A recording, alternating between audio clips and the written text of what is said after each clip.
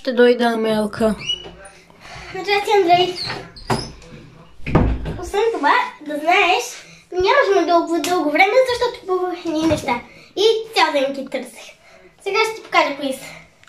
Ето това са хаги-ваги. Не са ли сладки? Не бих казала, изглеждат малко... Нали знаеш, малко страшно. Андрей, защо ми да сплашиш от това? По-скоро не е страшно това. По-скоро виси как ще гледат. Моля ти се, Андрей, виж колко са сладки. Това ще... Разтегата. От сега нататък трябва да спя. Как няма да спиш? Ще спиш естествено. Аз бих заспала с тези неща. Андрей, излизам за малко.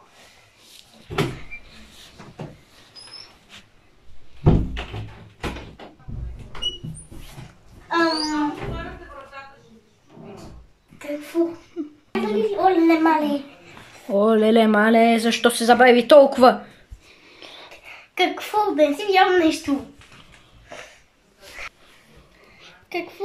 Тази играчка не може да се движи.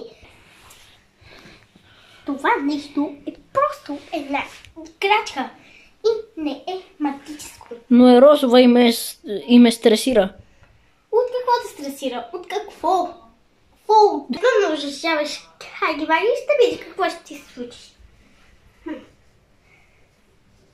Защо? И по-добре не се връща и с това нещо. Играчка, тогава си я снимам за себе си.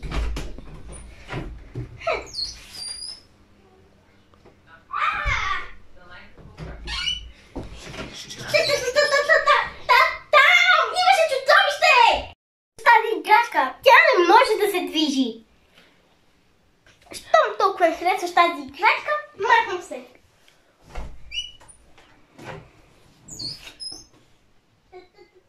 Там има чудовище!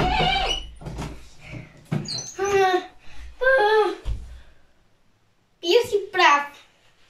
Там вън има чудовище. Играчката падна.